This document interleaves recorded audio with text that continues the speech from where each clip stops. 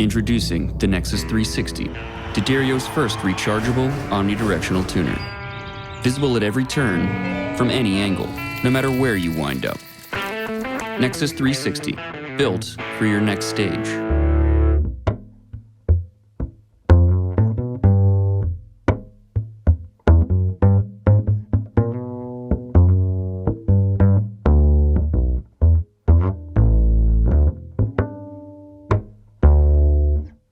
Hey everyone, this is Chris Keys for From Your Guitar. Today I'm at the Ryman Auditorium with Lake Street Dive. First off, we have Bridget. Bridget, how you doing? Great. If I could sing, I would have jumped in, but you guys have such a marvelous singer in Rachael, I couldn't even do it justice, so I did not even bother. Before we get talking gear, which there's a lot of cool things here, we have to let everyone know we're representing Iowa. That's right. Born in Iowa City, I'm born in Dubuque. Hey, we're doing things. Don't judge Iowans. We're good people. We love it. Second thing I want to ask you before we do get into gear, because when we do these things, you want to get some history, get some questions ready for people. I saw on your Wikipedia page that somehow you had a record for the most foam fingers sold at a Boston Red Sox game. Is that true? It's true, yeah, 105 foam fingers. Is that like in one game? Yep. What was your stick? Like, how did you get the sales? I would sometimes say, I really like to just kind of quietly walk to the very bottom of the section and without showing the foam fingers, and then say, wouldn't you rather be cheering with one of these? Lift them up. That was one of my shticks. Oh, well, apparently it worked. I wonder if this record still sticks. Someone will tell us if it has. Still made the test of time. But let's dive into the gear. This is why the folks are here to watch. What should we know about this beautiful, beautiful bass? So this is a bass that I bought from my friend Ben Davis. He's somebody I went to college with, and I was an admirer of his bass for a long time, and then he was getting rid of it because he was just playing more electric. So I think it's about 50 years old. It's a carved bass. I don't know much else about it. It was just, I had my eye on it, and it became available, and now, snatched it up. Ben have the pickup added to it, I imagine, or is that something you've had to change or anything like that? You've had it so long and played so many shows, I'm sure, on it. Yeah, I'm pretty sure when I got it from Ben, he had this David Gage Realist on it, which is not the one that I use, but it's still there. Okay. Yeah. And what pickup do you use then? So I have two pickups on that I'm using and blending. This is the Fishman Full Circle. Okay. That's kind of the heart of the tone. And then I also have this Pierre Joseph's string charger, magnetic pickup, which I got from my friend Jared Engel.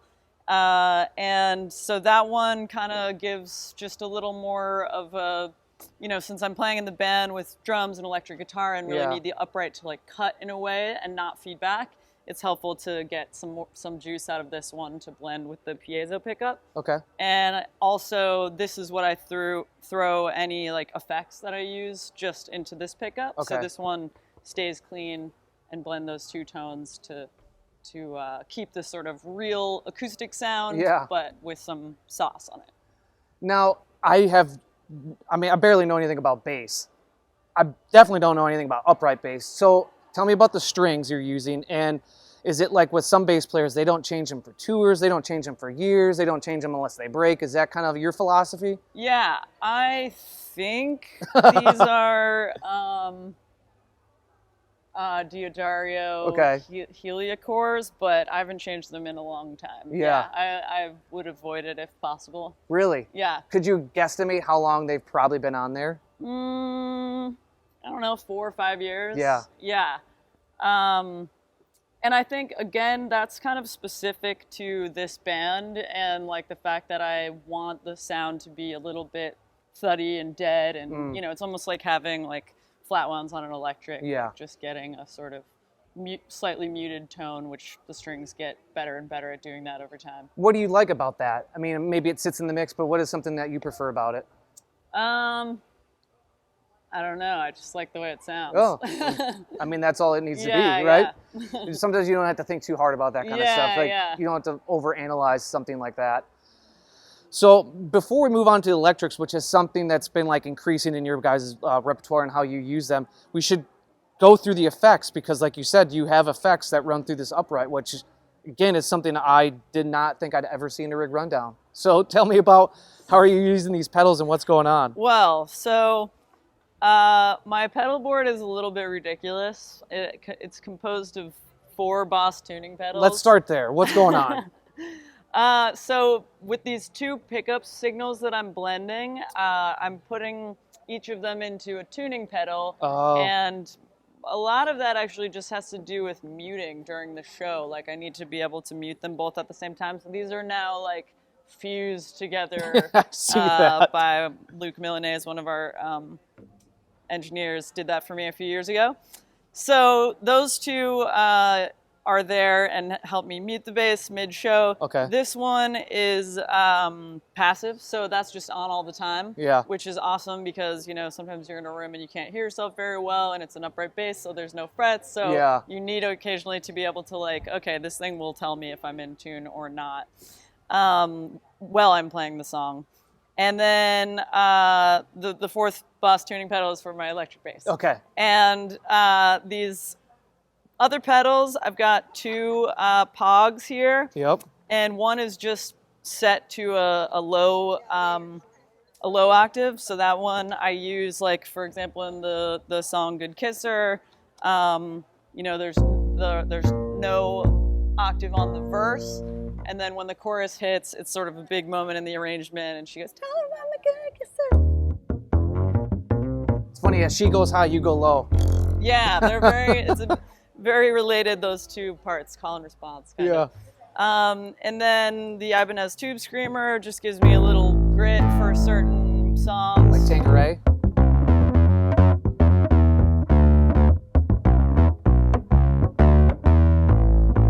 And I love that. A use tube screamer on a upright bass. Yeah, it works surprisingly well. Yeah. And then I use this high pog sound for solos and for certain like melodic lines. So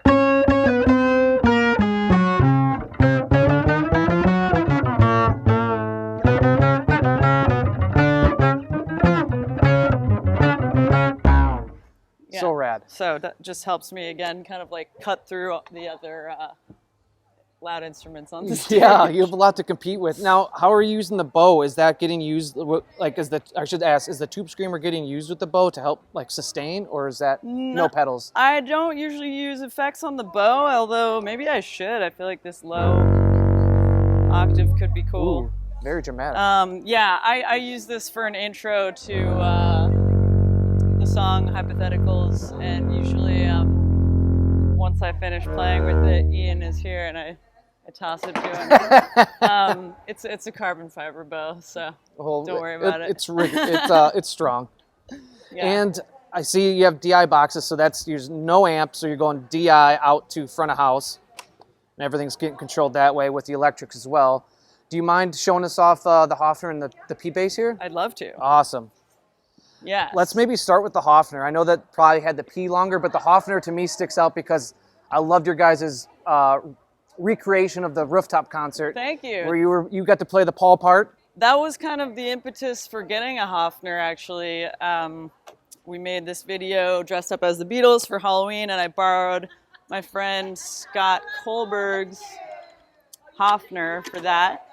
And at the time, like, basically I played electric bass in junior high, and then when I got into jazz, I like stopped playing electric bass at all, and I didn't have one for 20 years or so, and then I just got one like 2 years ago. So it took me till the age of 35 to be like, I wonder if electric bass could be a cool thing. And Hofner was sort of my gateway drug into solid body basses, so I started with this, which is kind of, to me, like, the Hofner is somewhat similar to upright in some of the things that it does well. So yeah, it kind of made sense that was the first point of entry. This one is a relic, so it's actually new. Okay. Yeah, but I also have a 1975 one violin bass, the McCartney style. Yeah. Back at home. Now, still dipping your toe in the electric scene, what have you enjoyed about using the electric bass on a live setting with the band? Well, just getting to know the instrument, like, there's so many things that I was doing on upright that are imitative of electric bass style. Yeah. But I wasn't doing it by like learning how to do it on electric and then adapting that. I was just kind of doing it with my ears, like how can I make that similar sound on this instrument? And so now I'm kind of like discovering in some ways the origins of that, what I was trying to do on that instrument. Yeah. Which has been really cool. And yeah, I love the range of tone that you can get out of electric basses, like playing close to the bridge or playing up here and playing with a pick, playing with your thumb. Like there's just this whole world of choice on electric that is like different than upright. A ridiculous question, but I'll go with it. Do the frets mess you up at all? Having such a time where you kind of slide into the notes and the chords, do the frets kind of learning the fretboard? That is another fun thing for me. I really just love that sound of like sliding across the frets. Yeah. Yeah, you know, and I didn't have that before, so it's like something I really delight in. It is like with upright, there's kind of like this really useful landmark of the neck being like right around a D. Okay. And so like my mental map of the pitches is very much based on like always being able to go, boom, there's that's home base. There's that position, you know? And with this, it's like, it's such a long way to any landmark. So yeah, I do find that I have to like look at the instrument a little more to you know, see the dots and like know my way around. I can't kind of just, I'm not at a place yet where I can just not be looking at it. Yeah. Well, fair enough. Let's learn a little bit about this P bass over here. Now, when you're going through the night and you are picking up for electric songs, is there a choice that you're making, or is like the Hofner versus the P a backup, or they both get stage time, or how's that work for you? This bass is actually new to me and new to the tour. Like I just got it a couple months ago. This is its first tour. Okay. And so yeah, I'm just discovering how to use both. Right now I'm just using this one. Okay. It's my new thing and I love it. Now what songs are you plugging into an electric bass for? Do you have like, I'm sure you guys change set lists, but is there like a designated spot?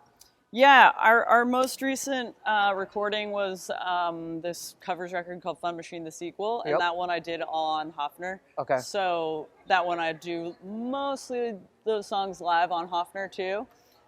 This one I haven't gotten into the studio with yet, but I'm playing it on a song called Love Doctor that is one that we never made a version of, but I have on like a solo record, and so that one has electric bass on it, and yeah, I don't know, just kind of feeling it out, you know? Yeah.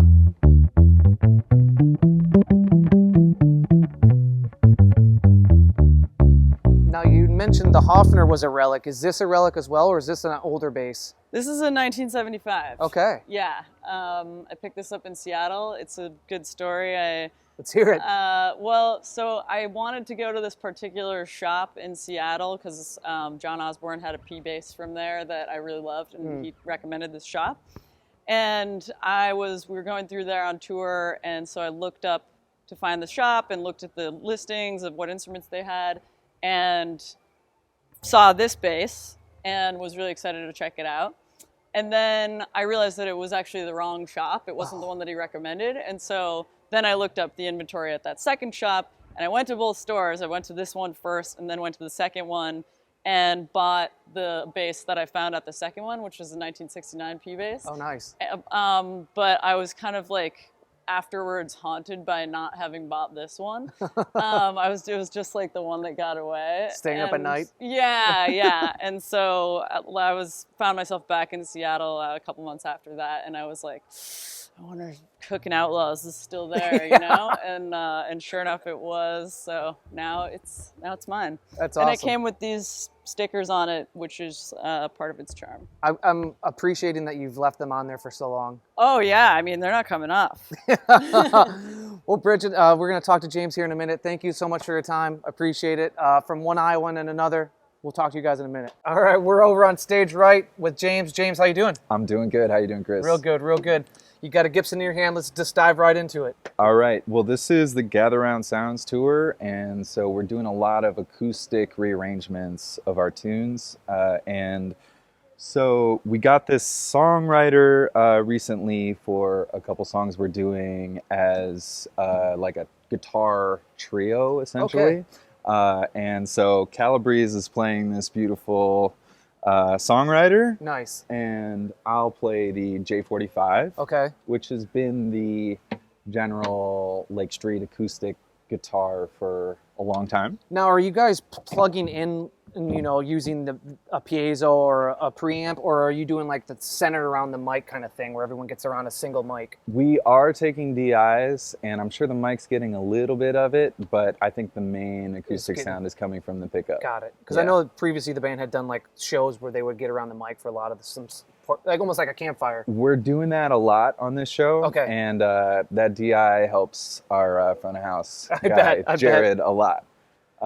So yeah, those are our two traditional acoustics. Now, on a set, James, that you're currently running, how much acoustic electric are you guys playing? Like, how much acoustic versus your straight up electric stuff? We'll get into in a minute. On this tour, a little over half is Okay. acoustic. But on previous tours, normally it's 3 to 4 songs. Okay. So yeah, it's been really fun. Like Yeah. reimagining Of the songs, set. yeah. This has been a really fun Wow. piece. It's one of the rubber bridges that they make at Old Style in LA. And So this is like a recreation, or this is an old one that they kind of like gave a new lease on life? Yeah, they take old bodies, and they do them with new bodies now too. But they take these old bodies and they throw a rubber bridge on them, and are really good at picking them up. There's a piezo that we don't use, and then there's this pickup, which is the money pickup. What is the actual pickup? Oh, I wish I could tell you. But it's on almost all of their builds Okay. these days. And what's the store again, so people maybe can check it out and they'll know exactly what pickup they're looking for? Yeah, well, just Old Style in Los Angeles Okay. has created this whole rubber bridge trend. Interesting. And this one is one of their baritones. So this is low. Actually, this is low B flat right now for no reason at all, but it's intended to be low B. And generally, we're capoing to standard. Okay. But yeah, Man. that's What a been wild- really fun. This guy is a Frankenstein project of mine. Let's hear about it. That was I just D'Angelico sent this to a friend of mine I was living with actually, and I kind of ended up taking over the guitar. I kind of took to it more than he did. Yeah. And I put a big flats on it and started playing it open. And I put a Teisco gold foil in the neck. And it's had a few different lives, but with Lake Street, it's a slide guitar. Okay. And this is actually tuned to F right now. Interesting. To get enough tension to play this one song, Hush Money, in particular. Yeah, I think these are flat 14s. Dang. And And your slides up here, brass. And the slides up there, yeah, brass rock slide. And now, is that, before you put it away, is that a true hollow, or is that like a semi-hollow with a Semi-hollow. block? Okay. Yep. Cool. Yep. Yeah, shout out to Mike Cornwalls, the collaborator on this one. Nice. And this, anyways, this is the all-purpose Strat. It's a Wayne's World signature, which brings me a Wow. lot of joy. It's a Japanese Strat from the 80s, I believe. And How did you get the Wayne's World backplate on there? oh, it was made. Oh, well then it must be 90s. Yeah, because I was like, wait, Guess who was born in the 90s? time continuum. Yeah. Amazing. Doodle-doo. How'd you get this? That's amazing. Yeah, I do have a A Squire, huh? yeah, I do have a leopard print guard in the works. Oh. So that's a snow leopard print guard in the works. So if you just, I can imagine. yeah, you know what's gonna happen. Now, how often are you using the Strat? On this tour, I'm mostly playing this Les Paul that I'll show you in a second, and I'm playing the Strat on a couple tunes. Okay.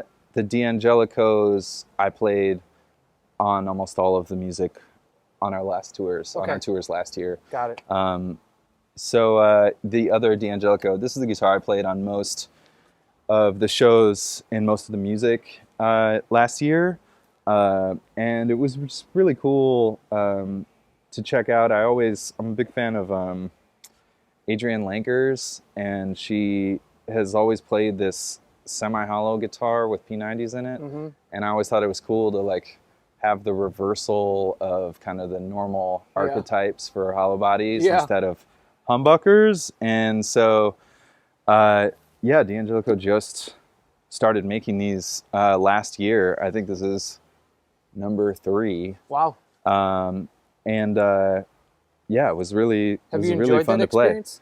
I have. With the P90s and the semi-hollow? I have. It just kind of is a abnormal character. It just like has it has a combination of things that you just wouldn't normally find, you know, or like a typical 330 is just such a particular beast, and this is closer to a 335, but we'll get the airy and barky P90 stuff out of it, which is fun. Now, I know it has a center block, but Oliver Wood from the Wood Brothers has a hollow body from like the 60s. Yeah. And he stuffs underwear in there to fight back feedback. So I'm wondering with Good the P90s, it's a move. Oliver. The P90s, but do you like- have any issues with the P90s and the semi-hollow construction? No, howling? actually, if I really want it, the amp I'm using is just a single 10, so maybe it's a 12. We'll have to look at it.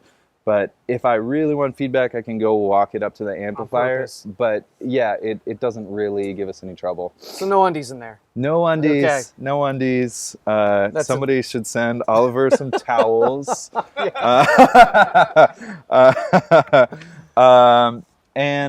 This is what I'm playing the most on. This is what I'm playing all the full band stuff on this tour, and it's a McDuck remnant, the former guitar player, trumpet player, founder of the band, and I believe I went to Gibson yesterday, and they told me that it's probably chambered because it's actually pretty light. But yeah, it's a down the middle, no frills Les Paul. Beautiful top. How about that? Yeah, right? How about that, McDuck? Good choice. Yeah. Now, I'm sorry to interrupt, James, Sure. but is it, because some of the newer models have like push-pull for like single coil settings, or is this straight humbuckers? Straight humbuckers. Okay. Yeah. It's a beauty. And that's the boat. Well, cool. Let's go check out some amps and pedals. Okay. All right, James, before we hear about the pedal board and the amp with the Les Paul, kind of like your go-to setting, we have to hear these 2 other special instruments. I call this the plunker. I don't know if it will stick in terms of a name, but let's hear this harmony because it has such a unique sound. Yeah. We mainly play Neighbor Song on this, if you know that one.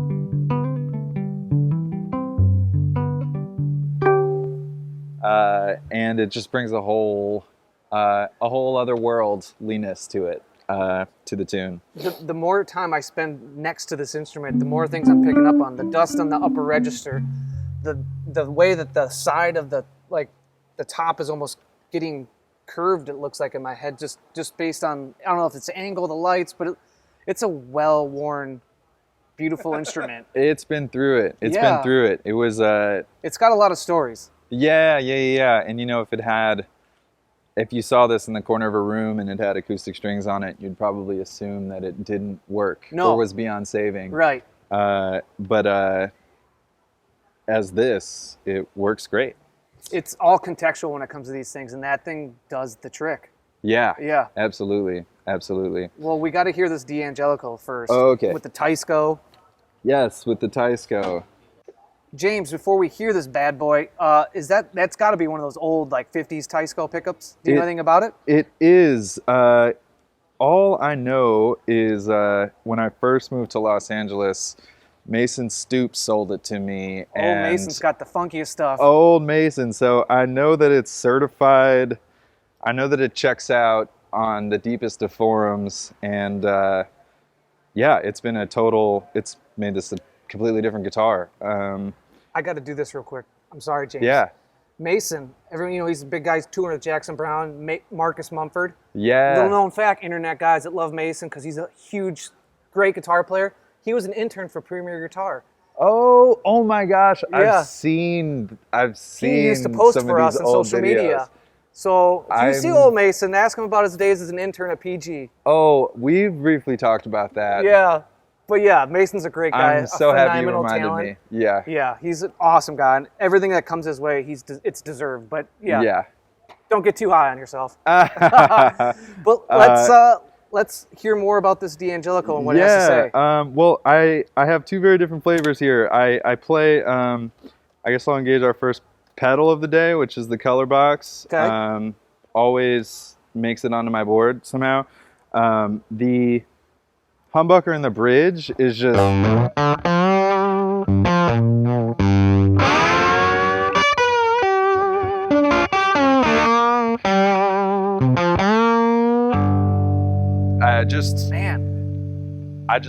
it just works. That stings. That's good. Yeah, and the Teisco I use for a much more like kind of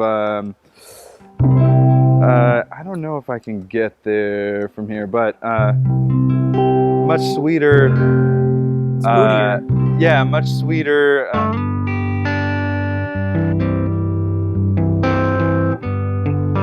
I played a lot on when we play Better Than. Okay. I use this one wide open, and yeah, it just has it picks up. It's very microphonic and picks up a lot of strange stuff. You know. The way I'm hearing it is that this is like a pure breed, kind of like like a kennel certified the bridge. Yeah. And the neck one's like a mutt. Like it, it's rough around the edges, but man, it's got character. The neck is super rude, and it's good cop, bad cop. That's essentially what it is. Now that I see it on your finger, what's going on here with this? It looks like tape or... Yeah, I always end up doing this, and it doesn't look great, but my finger's just a little too small, and I like a tight fit with the slide. The last thing I want to feel is that it's coming off. Yeah, lands in someone's drink. Yeah. Oh, God. And so that just makes it a snug fit. Got it.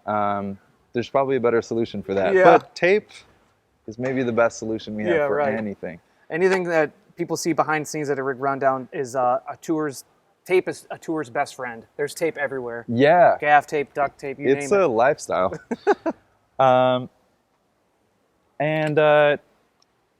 Yeah, I guess... Take us through kind of the meat and potatoes, maybe before we hear any more sounds with the Les Paul. Okay. You got the Magnatone here, right? Yes, the Magnatone, and so we switched to this whole Michael Bethencourt design system. Jason Isbell's tech, who's a wizard of electronics. Wizard is the only appropriate word. It's centered around the Magnatone. The Magnatone has been fun. It's kind of a new lane for me. I've been a clean Fender guy my whole life. Yeah. And the Magnatone's kind of got some grit out of the gate, which is just another way to do it. Do you mess around or engage the I know that the vibrato's going on? I absolutely do. So okay. One of the coolest things about this is that I have both access to the amp reverb and I have access to the tremolo. Nice.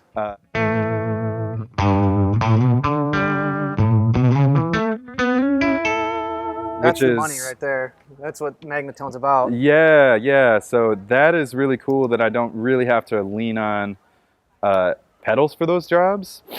And moving through the board, I guess we'll just go top around. Yeah. This guy's new in the circuit. We always have like a octave pedal in the mix.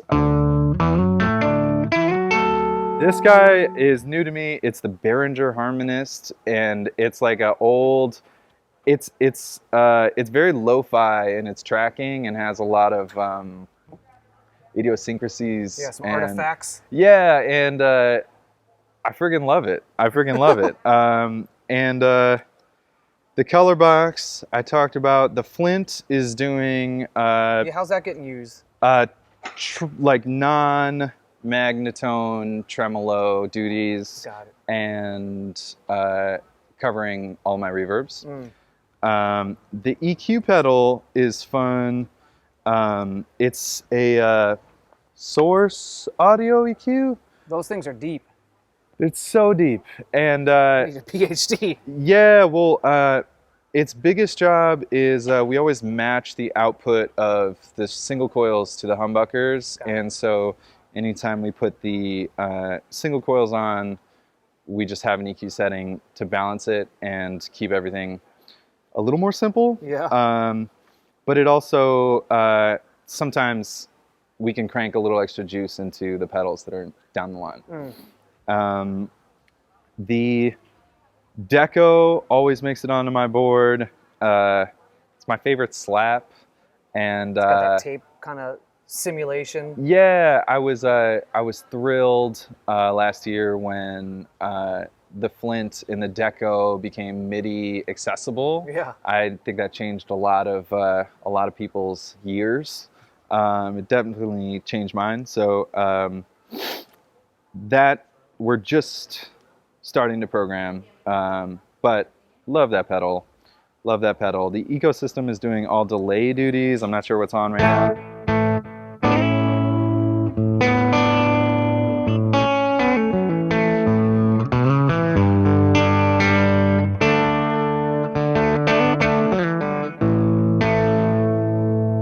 Just can't argue with their tape delay sounds.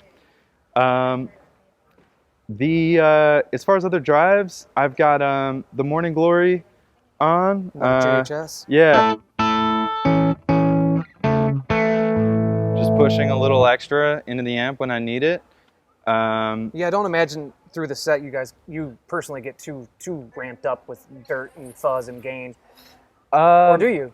No, well, kind of what happens is by the end of the gig, the Magnatone is cooking enough that like it's kind of just all Magnatone by the end of the gig. But top of the gig, there's a few moments for it usually. Yeah.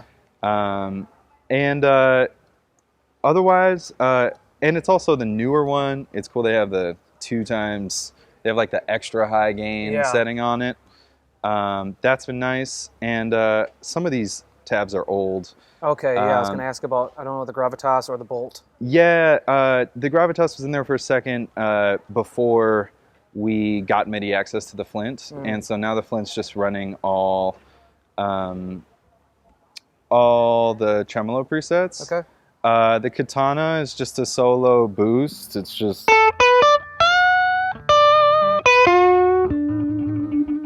just gives you a little crunch that the EQ wouldn't. Yeah. The Bolt is kind of the color box competitor. Usually one is kind of closer to fuzz and the other is closer to like a heavier drive. The Warped Vinyl is doing all of the chorus duties. That's another pedal, kind of similar to, I know it's different, but the Deco kind of has that vibe too. Another pedal that has like, what's that? There's a pedal that ZVEX has a pedal that does like the lo-fi sound, the lo-fi junkie. Right. Kind of do that mimic of the old time stuff. Yeah, the Warped Vinyl is, this is the one that's more chorus focused than vibrato focused. They have like, I'm not sure off the top of my head if it's MK2, MK1, but this is the chorus leaning Warped Vinyl. Yeah. And that's what I'm using it for. Another Wizard of Chase Bliss. Those guys amazing. Are incredible. In this new like MIDI life, they are one of the first things I look towards. Yeah, they're like a trendsetter when it comes to that stuff. Yeah. Well, James, I can't thank you enough. Bridget, I can't thank her enough. You guys are awesome. Your crew's been great. Thank you guys so much. Thank you. Pleasure. Congrats playing the Ryman 2 nights in a row. It's probably been a trip. It has indeed been a trip. It has indeed been a trip. It sounds so good in here. and the audiences have been really great. Yeah. Well, everyone stay safe out there and have a good time. Stay safe out there.